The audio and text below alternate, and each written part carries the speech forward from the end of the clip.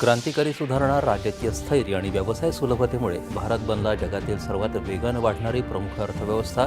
पंतप्रधानांचं सायप्रसमध्ये गोलमेज बैठकीत प्रतिपादन. नागरी विमान वाहतूक, जहाज बांधणी, डिजिटल पेमेंट आणि हरित विकास क्षेत्रातील स्थिर विकासामुळे सायप्रसमधील कंपन्यांना भारतासोबत भागीदारी करण्यासाठी अपार संधी. पंतप्रधान नरेंद्र मोदी आणि सायप्रसच्या अध्यक्षांमध्ये आज द्विपक्षीय बैठक. शिक्षण, डिजिटल सहकार्य आणि प्रादेशिक सुरक्षा यासह विविध विषयांवर चर्चा अपेक्षित. जनगणनेसह जातीय जनगणनेची अधिकृत अधिसूचना आज होणार जारी. ही जनगणना मोबाईल ॲप्लिकेशन्स वापरून डिजिटल माध्यमातून केली जाणार. गृहमंत्री अमित शाह यांनी केंद्रीय गृह सचिव आणि इतर वरिष्ठ अधिकाऱ्यांसोबत जनगणनेच्या तयारीचा घेतला आढावा.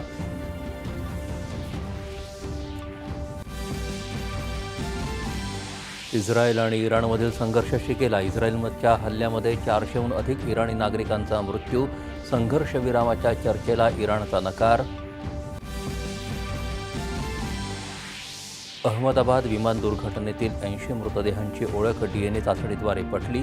गुजरातचे माजी मुख्यमंत्री विजय रुपाणी यांच्या पार्थिवावर आज राजकोटमध्ये अंत्यसंस्कार.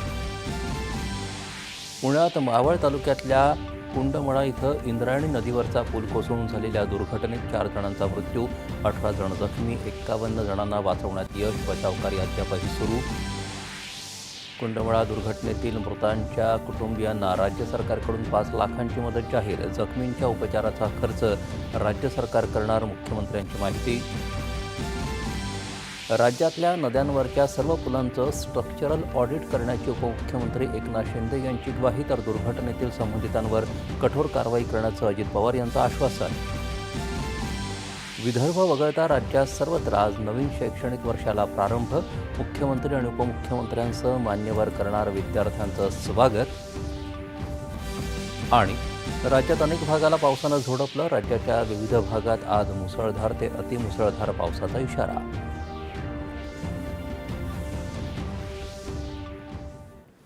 नमस्कार.